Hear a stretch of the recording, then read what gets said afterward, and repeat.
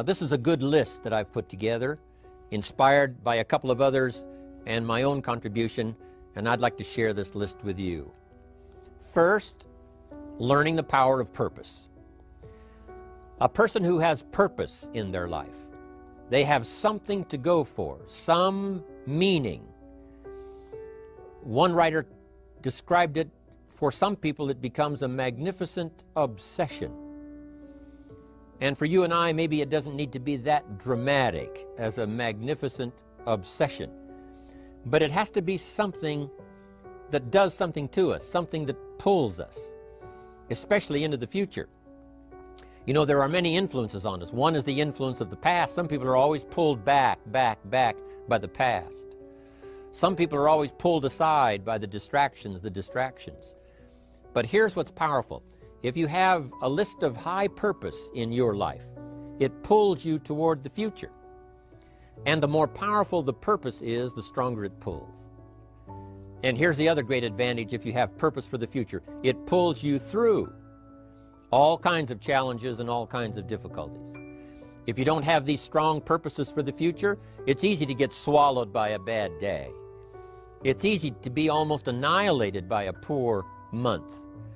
And it's easy sometimes to almost disappear beneath the waves of a year that goes backwards if you don't have something to pull you beyond that year. So if you want something to pull you through all kinds of challenges, all kinds of difficulties and things that come at you, you got to have something on out there, beyond today, beyond next week, beyond next month, beyond this year, that pulls you into the future. And the clearer it is, the stronger it pulls. The more dynamic it is, the more it affects your life, your spirit, your heart, your soul. It also creates imagination. It gets your mind working on how to achieve that purpose. And if your mind will work, and if your heart works, and if your spirit works, and if you have good input, like good ideas, I'm telling you, there isn't anything you can't accomplish. So that's one of the great powers that'll make a variable of you, and that is purpose. Here's the next one, self-confidence. Where does self-confidence come from? And this is the best advice I can give you on that. Not neglecting, first of all, the small daily disciplines. Self-confidence really comes from feeling good about yourself. And one of the best ways to feel good about yourself is at the end of the day to know that you poured it on. You did your best. If you conducted a meeting, you did the best you could. If you made a phone call, it was the best phone call you could possibly make. If you wrote a letter, it wasn't a casual letter, it was your best letter. At the end of those kind of days, when you feel good about yourself, self-confidence starts to rise. You know that if you can have this kind of a good day, you can have another one the next day, and those days become the weeks become the months, and the month becomes a powerful year. Self-confidence comes from the lack of neglect. If you will not neglect to do the small daily disciplines, that's where self-confidence comes from. Part of good health is self-confidence. I know I'm going to be healthy. I take the Herbalife products. I eat the apple a day. I walk around the block. I do the jogging on the beach. At the end of the day, when you've really poured it on and you've done all the stuff, self-confidence grows. That self-confidence affects your health. It affects your future. It affects your psyche. So this is true. One of the great powers is self-confidence. Self-confidence means willingness to do whatever it takes to achieve. Some people say, well, I'll do it for a little while and see what happens. You know, I'll try a couple of things. If that doesn't work, I'm out of here. And all of us know that that kind of person doesn't have much of a future. But if you're willing to do whatever it takes, if I have to learn a couple of things, I will learn those things. If I got to learn 5 or 6 things, I'll learn all 6. If I have to take an extra class, I'll take an extra class. If I've got to read the books, I'll read the books. If I have to consult with people who know more than I know, I will do the necessary consulting. Whatever it takes, I will do. That starts to develop unbelievable self-confidence. Self-confidence also comes from the ability to rise above your circumstances, to rise above what happens, the petty little things, the discouraging things that would sink everyone else's ship except yours, that would cause someone else to quit early in the day, but you keep going. That kind of willingness to overcome all circumstances, whether it's the little challenges or the big challenges. If you're willing to do that, I promise you, this kind of power will work for you, and in you, the variable, it'll make a difference. The third on the list I had was enthusiasm. And here's what I wrote about enthusiasm. Enthusiasm that's powerful is mostly enthusiasm that is enthusiasm inside, 90%, 10% outside. We all know what the enthusiasm is like when somebody lets us see their enthusiasm, which is like the 90%, and only 10% of it is inside. But the enthusiasm that really affects people is not just being loud, but the enthusiasm that runs deep, the enthusiasm that comes from deep inside, created by self-confidence, created by purpose, created by genuine willingness to help other people. That kind of enthusiasm, knowing that you're going to get the job done, knowing you're going to affect people, knowing you're going to have testimonials flowing in from all kinds of directions. That kind of enthusiasm. A lot of it is quiet. A lot of it is unheard. And the 10% that's heard, it rings a bell. People call it genuine enthusiasm because they know that what you say in the outward display of your enthusiasm is only a small tip of the iceberg of the enthusiasm you feel inside that really motivates you to do the best job you can. Next on my list to help you become the powerful variable is expertise. Wanting to excel in all of the skills and settling for nothing less than an outstanding performance. If you're willing to be the best in your field, if you're willing to demand of yourself excellence in skills, to be the best that you can possibly be, in the training, do the best you possibly can. In doing a workshop, do the best you possibly can. Developing the skills of using your personality, developing the skills of language, developing the skills of influence, developing the skills of organizing. If you're willing to be an expert in all of the skills, Herbalife has the way for you to invest those skills and not only make a handsome living, not only make a lot of money, but if you would so desire and if it would be your purpose, a chance to make your fortune. Expertise, excellence in skills. Here was the next one on my list, making a powerful contribution to you, the variable, and that is preparation. Well prepared. And preparation, of course, involves a whole lot of things. A big share of our life is preparing, getting ready. When we go to the first grade in school, we're just preparing for the second grade. After we've finished 2 grades, the 2 grades prepare us for number 3. Sometimes it seems like a long, excruciating time. And the time will just seem like it'll never come when we can finally have the performance that we really want. But it takes time to prepare. It takes time to get ready. And the decisions you make in the preparation time, those are the decisions that last for a lifetime. Preparing to have a good day. It's that preparing, maybe the night before, maybe the couple of days before the day that you're going to put everything together. The preparation for a meeting means that you've taken it serious. The preparation for doing a workshop means you're serious about the workshop. You want to make the best contribution. That kind of preparation is important. But here's preparation that's very vital, and that is to prepare yourself for success. Life seemingly does not wish to waste success on the unprepared. Life says, why waste a fortune on this person? They're not prepared to do the right things with it. They're not prepared to use it wisely. If a fortune was bestowed upon this unprepared person, it would probably be wasted. The people that could have been touched won't be touched. What could have been done won't be done because this fortune will have been wasted on the unprepared person. So not only look for fortune, not only look for the promise, but prepare yourself and ask of yourself, what can I do to make myself ready? Because remember, life was designed not to give us what we want, not to give us what we need, but life was designed to give us what we deserve. Every value in life must be paid for, and those that pay are the ones that get it. It says those that give receive. Someone says, I wish to receive, I wish to receive. You don't have to concentrate on receiving. Just become a good giver. It says those that search will find. Someone says, well, I need to find some good ideas to help change my life for the future. Then to find good ideas, that doesn't come because you need them, it comes because you search for them. If you want good ideas, you got to go after them. You got to go to the class, you got to go to the workshop, you got to go to the training, go to the book, right? You got to go to the journal, right? Go where good ideas are being taught, go searching, go looking, because good ideas are not going to be wasted on those that are not seeking, searching, well prepared. So, prepare yourself to be ready for fortune when it comes, to be ready for challenge when it comes, to be ready for opportunity when it comes. Opportunity comes along and passes by the person that is not well prepared. I want to prepare myself this year for next year. Yes, I wish to be effective this year, but I'm also thinking of ways, how could I be better? How could my ideas be more powerful? How could they be sharper, more clear?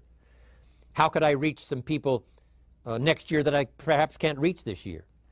I haven't reached deep enough into my own soul to affect some people. Some people just pass by and say, hey, what a good speech. But how could I make it stronger than that, deeper than that, more powerful than that? I cannot be as powerful as I could be next year. You know, you can't go to the 10th grade in the 5th grade.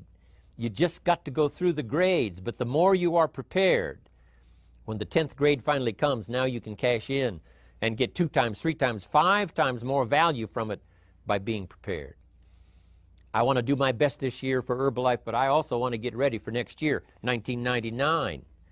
And then when the year 2000 comes, at the turn of the century, I want to be well equipped by language, by instinct, by temperament, by personality, by influence, to really be valuable the year 2000, 2001, 2, 3, 4, 5.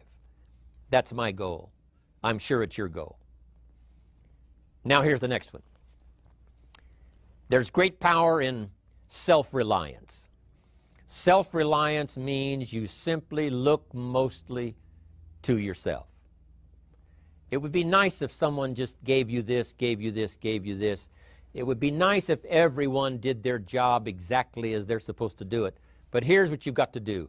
Primarily rely on yourself. Primarily say, I'm the person responsible. And I will learn the necessary skills so that I can help people learn their skills. If I need lots of people to do certain things to build my organization, that is what I must have. But I've got to be the final backstop. I've got to be the final one that people can rely on. So that if this is missed and this is missed, I can catch up. I can fill the gap. I can do the job. We have to do it when we conduct meetings. We have to do it when we conduct training. We have to do it when we're in a class of just a few. What someone might have missed, we're there to fill in. Self-reliance. Primarily, we're learning to count on yourself. So that you can do this, never complain and never explain. Here's the next key power, and that's image. There's many parts to image. The image that others see you as, the image you have with other people. And it's very important how other people see you. If they don't see you as a leader, chances are they won't pay attention. If they don't see you as being in control, chances are they won't have the trust. If they don't see you as knowing where you're going, what you want to accomplish, they probably won't follow.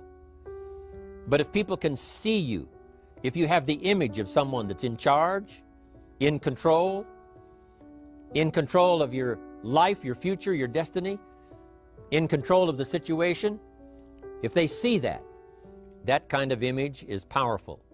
It helps to win the day. It attracts other people. People want to be around people that are in control, that are powerful, but they know how to use their power. Influential, but they know how to use their influence. That kind of image is important. But here's a very important image, and that is your image of yourself. self. The way you dress, the way you talk, the way you think, your capacity for learning, all of that is an important image that you have of yourself. The image that you have that if it needs to be learned, you could learn it. If there's a book that needs to be mastered, you could master it. If there's a skill that needs to be learned, why couldn't you get busy now and learn that skill? That kind of self-image, that I am continually trying my best to be the best I can. Because one of the most important places you have to look is into the future, yes. You got to look into the past, yes. You've got to look around, yes. But one of the most important places you have to look is in the mirror. You know, how I appear to other people, that's important. But how I appear to myself is the ultimate importance. That kind of image, to where you'll develop the self-confidence, you'll develop the self-reliance. Now here's another one in my rather short list. The next word is character. Becoming a person of high values, a person of principles, a person of honesty, a person that earns respect. That kind of character. It took character when Mark started to put the marketing system together. How can we have a system that will build in the integrity, that people will know that if this happens, then this will happen. And if this goes wrong, here's the way to fix it. Unless you have the principles and the character and the integrity to put together a viable plan for a wide variety of people, then the system is not going to last very long. And I've been around long enough, and I'm sure you have been around long enough to see a lot of systems that got started, but they failed. And the reason is because they were not constructed with integrity. They were not constructed with character. They were not constructed with doing the right thing. They might have been constructed to take advantage. You know, cash it out as quickly as possible and leave. Mark was involved when others took advantage of him all those years ago before Herbalife. When someone took advantage and didn't have the character, didn't have the principles, and didn't have the character to stay, the character to see it through, the character to do the right thing. So this is important, to develop the character within yourself, that people see you as honest, as fair, willing to do the right thing, willing to be helpful, but always willing to walk the center line, not to pass the line. When we come to an opportunity like Herbalife, especially multi-level network marketing, it is so dynamic, it is so powerful, and it is so possible in fortune making that sometimes people want to speed up the process by cutting the corners, by neglecting to do the right things, you know, to cheat a little here, you know, cross the line just a little bit, because then, you know, it'll grow faster and you can cash in quicker. Not necessary here. Doing Herbalife right will build your fortune longer and stronger than trying to cut the corners and not doing it right. If we'll have the integrity that Mark had when he started it, and keep perpetuating that we will do the right thing by the marketing system, the right thing by a distributor who has a customer and they take care of that customer belongs to that distributor. That kind of integrity in the marketing system, the kind of integrity we have among each other, the kind of character we have to rely on each other, because here's what we cannot do. We cannot do this by ourselves. Mark's got to count on me. I've got to count on Mark. We've got to count on the president's team. The president's team has to count on the chairman's club for advice and counsel. We have to count on the millionaire team, the tabulator team, the world team. We've got to count on the distributor. We've got to count on the distributor giving the right message to the potential customer. We've got to count on the distributor giving wise counsel to the new recruit, teaching them the right way, the Herbalife way, the principled way, the character way. Vitally important. Building and developing your own character. Now here's another one. It's called self-discipline. Self-discipline, all of us have a challenge with that. Because sometimes it's easy, and especially if you're working hard, doing the best you can, it's easy sometimes to let up and let it go. But remember, So many people, especially now that we're as big as we are around the world, are counting on what we do. At home office, they have to be careful. They have to be disciplined. It's easy for the person who ships the product from Herbalife says, oh, well, I'll wait until tomorrow to ship it. And then they go home and sleep like a baby. But the distributor who's waiting for that product doesn't sleep that night, or doesn't sleep when the product doesn't show on time. But if everybody will have the discipline to say, I will do the best job I can. I will make mistakes, of course, because we're all human, but I'll try to remedy those mistakes and do the best job I can. That kind of self-discipline that understands how important your part is in all of the functions that work. Coming to work on the set here, HBN, there's so many people that play a part. And each one of the parts that are played is necessary to put on the broadcast, make it viable, make it real, make it powerful. Any couple of them missing, and it would be a disaster. But all of it put together, and it works like a charm. Each person developing the self-discipline to do their part, do their job. Here's one more, and that is the power of extraordinary performance and demanding of yourself excellent results. This is so important. If you want to live extraordinary, you must do extraordinary. If you want an extraordinary income, you must do extraordinary things. If you want an extraordinary fortune, you must go with the demands of what it takes to have that fortune. Mark has made such a fortune, it's almost beyond comprehension what the numbers really are. But guess what he has the satisfaction of knowing? He earned it all. If he'd have been lax in the performance, Herbalife would not be here these 18 years later. Herbalife would have been a footnote in multi-level history. But because he performed year after year, the 3rd year and the 5th year, and the 7th year and the 10th year, and the 12th year and the 15th year, and now performing well in the 18th year. I'm telling you, that's what makes it such a viable fortune for Mark personally, of course, because he did the job. If we would ask of ourselves that kind of performance, and you've got to ask it of yourself. You know, I can't ask it of you. I would try to inspire you. I would try my best to share with you what it might taste like, what it's like to finally make your fortune. It happened for me. But here's what you must do. You must demand it of yourself. Society does not demand that you not have a heart attack. But if you want to escape having a heart attack, you must demand it of yourself. Society doesn't demand that you take Herbalife and improve your health. You have to demand it of yourself. Society doesn't demand that you jog around the block every morning. But if you want good health, you must demand it of yourself. Society doesn't demand that you read a couple of books a week and improve your intelligence and your knowledge.